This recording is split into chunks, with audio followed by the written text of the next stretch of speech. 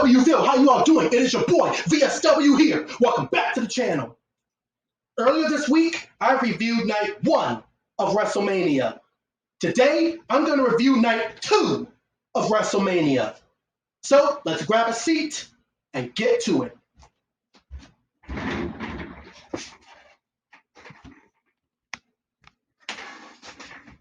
Now, before I begin, y'all know I've already told you guys about the 9 superstars who have been released from the WWE yesterday.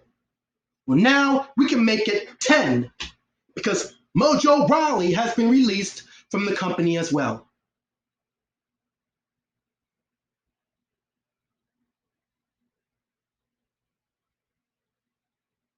What are you doing, WWE?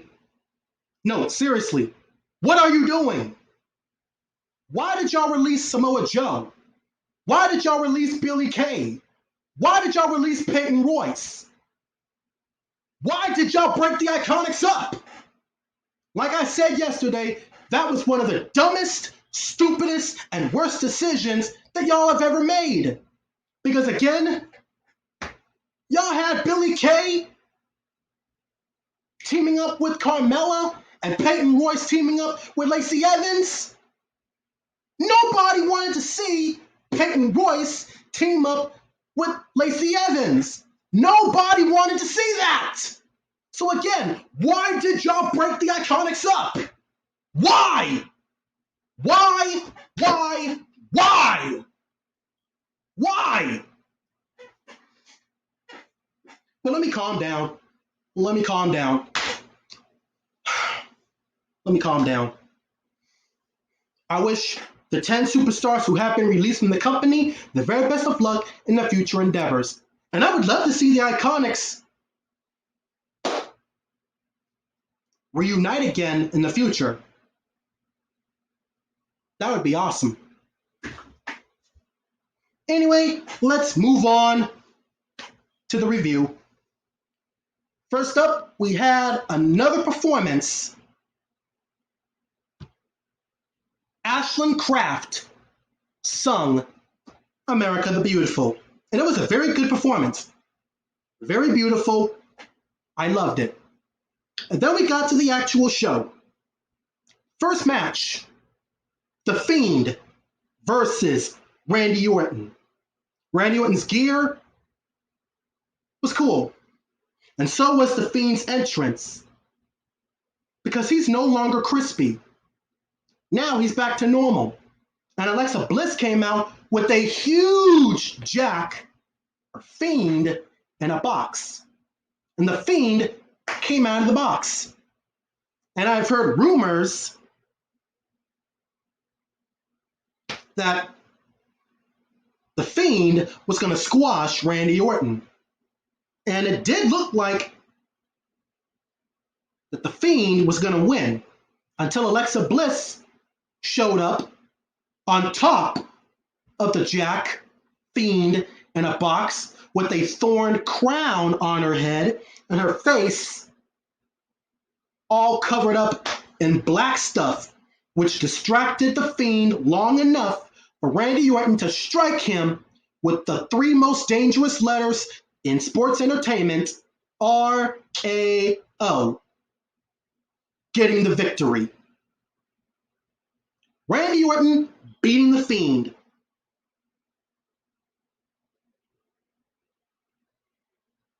Like I said before, the Fiend kicked out of 11 stomps from Seth Rollins at 2019's Hell in a Cell. But he couldn't kick out of 1 RKO from Randy Orton. I guess Alexa Bliss was causing the Fiend to lose his powers.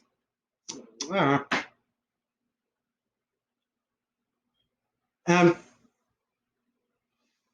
from what I know, or for all I know, the Fiend has now lost 2 singles matches.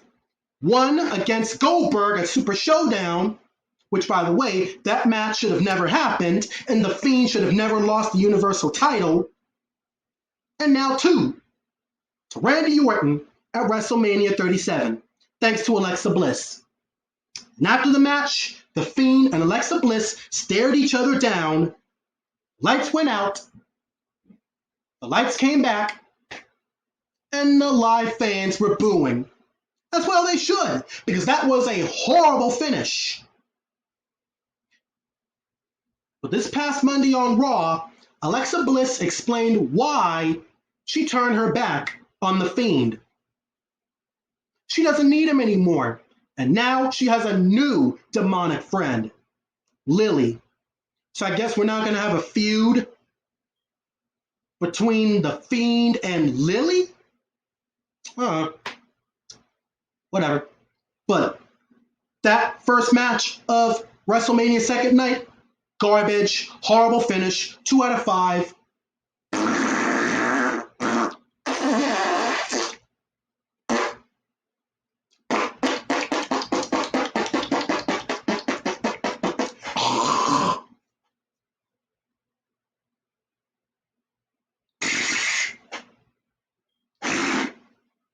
Anyway, next match, Nia Jax and Shayna Baszler defending the women's tag team titles against the winners of the tag team turmoil on the first night of WrestleMania, SmackDown's Natalya and Tamina.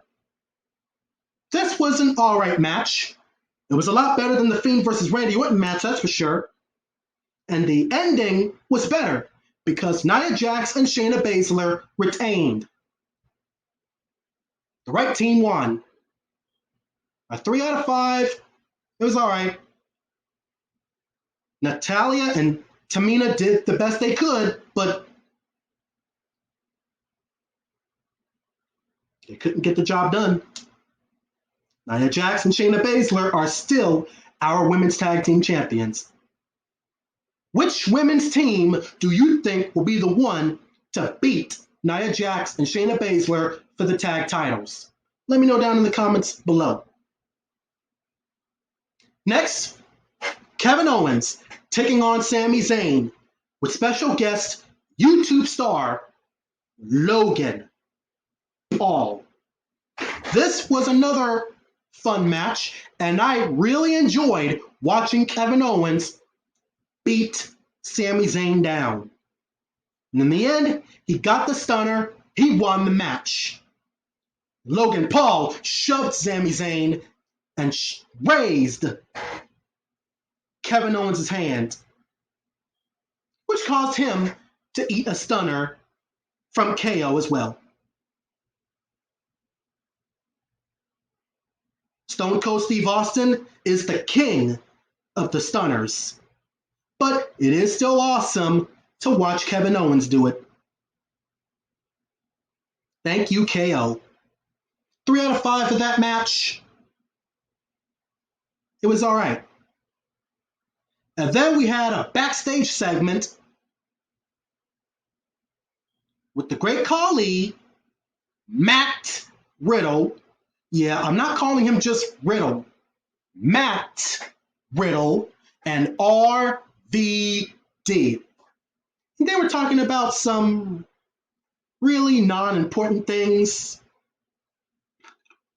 Excuse me. So let's just get to our next match. Matt Riddle defending the United States Championship against the Celtic Warrior, Sheamus. This was another good match. And the bro kick that Sheamus did to Matt Riddle to win the match and the U.S. title was brutal. Ooh. That bro kick definitely had to hurt. Sheamus is our new United States champion. Fella! Congrats to Sheamus. 3 out of 5, another all-right match. And then afterwards, we saw Triple H with Bad Bunny. And Triple H gave Bad Bunny a case with a microphone in it. And then Bad Bunny rode off on top of the semi-truck for his El Ultimo Tour del Mundo thing for next year. I wish Bad Bunny the best of luck on that. And like I said before, He was the MVP of his tag team match with Damian Priest, The Miz, and John Morrison. I'll never forget his performance at this year's WrestleMania. And I'll definitely never forget that Canadian / Bunny Destroyer. That was, still is, and always will be one of the greatest things that I have ever seen in my entire life as a professional wrestling fan. That was awesome! Then we get to our next match, where Big E defended the Intercontinental Championship against Apollo Crews in a Nigerian drum fight. It's called a Nigerian drum fight, but the drums weren't really used. So how can you call it Nigerian drum fight? You don't even use the drums. Whatever. Wale performed Big E's entrance theme, which was cool. It was good to see Wale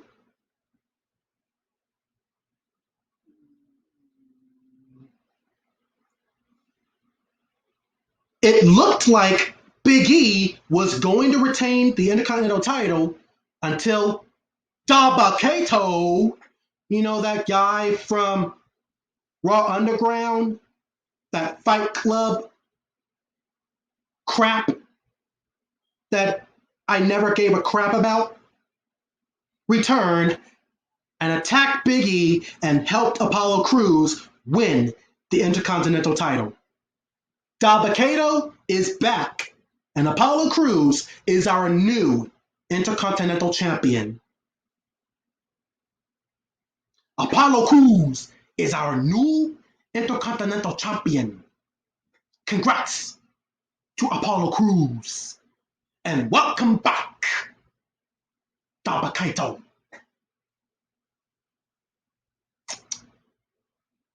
Maybe I should give the match a 2 out of 5. But you know what? I'll just give it a 3 for now. You know what? What do you guys give the match out of 5? Let me know down in the comments below. And I'll see if I'll agree with you or not.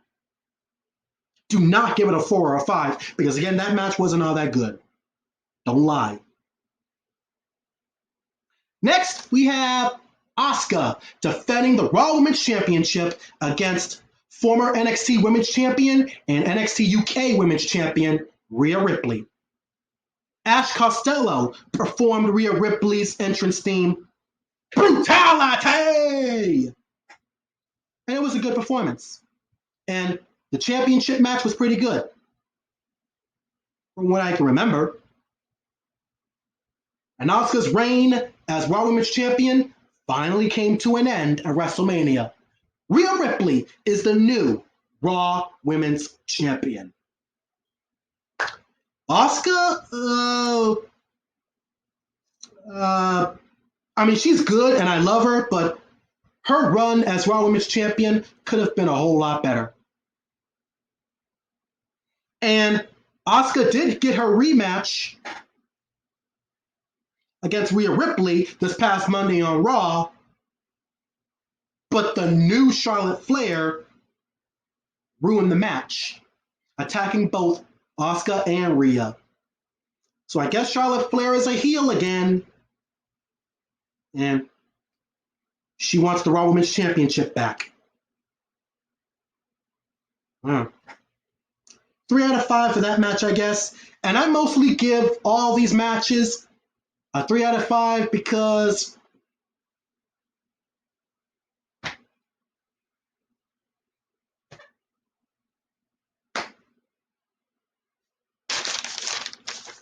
and then we saw the hosts, the co-hosts, Titus O'Neil and Hulk Hogan, and Bayley came out again. Because remember, the WWE couldn't give Bayley a match for this year's WrestleMania, neither on night 1 or night 2. So Bayley once again had to come out and do something. And then WWE Hall of Famers, Nikki and Brie Bella, the Bella twins, came out and shut her up. But not before Bayley telling them that John Cena, Nikki's ex-boyfriend, wasn't there. They shut her up and said, "Ding dong, goodbye." It was good to see the Bella twins again. And I forgot to say, Titus O'Neil and Hulk Hogan were dressed up as pirates. And Hulk Hogan's still being booed.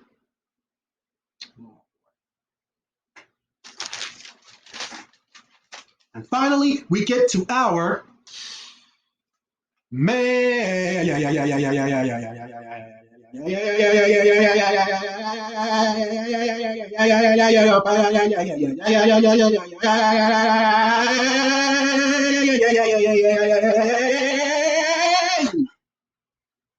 Event of the evening, where the head of the table, the tribal chief, Roman Reigns, defended the Universal Heavyweight Championship against the rated R superstar Edge and the leader of the Yes movement, Daniel Bryan.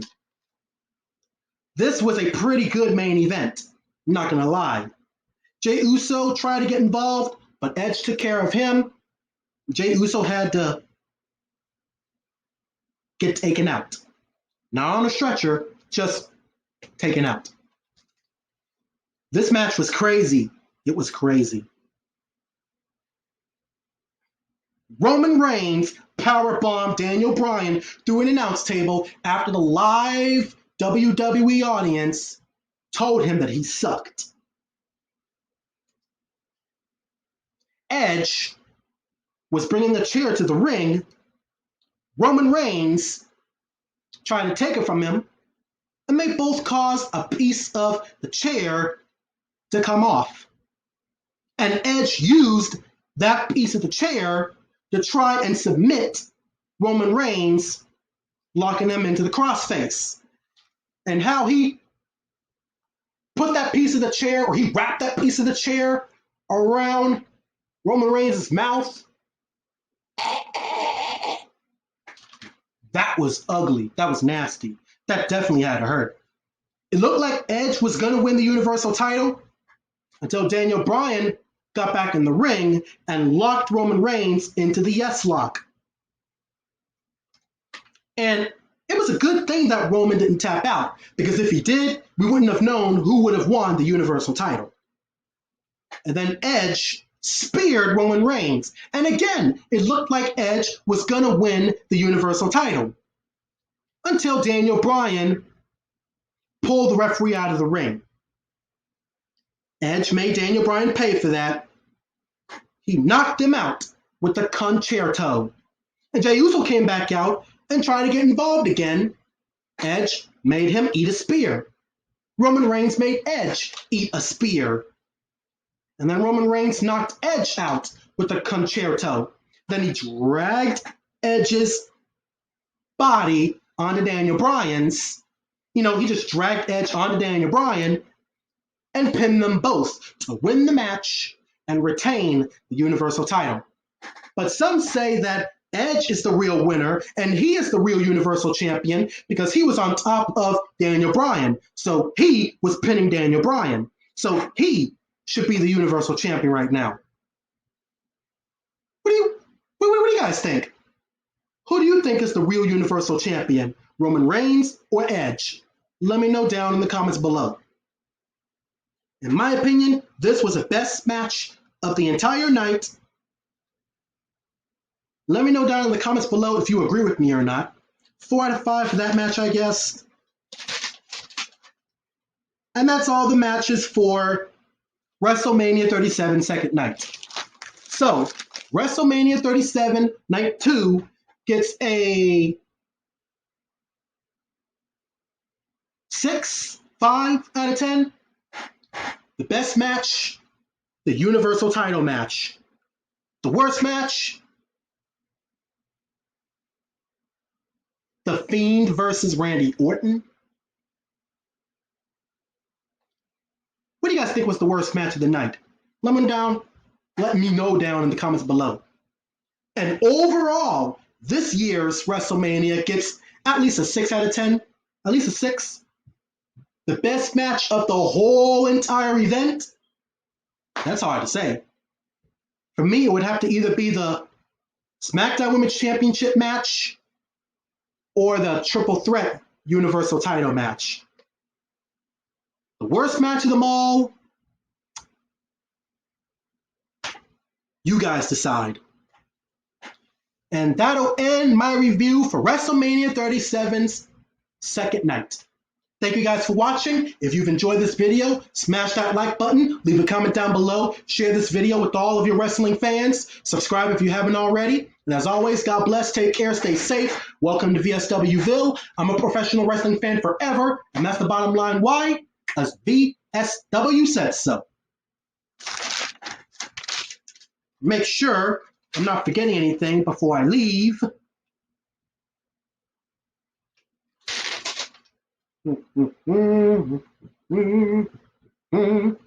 No. So we're good.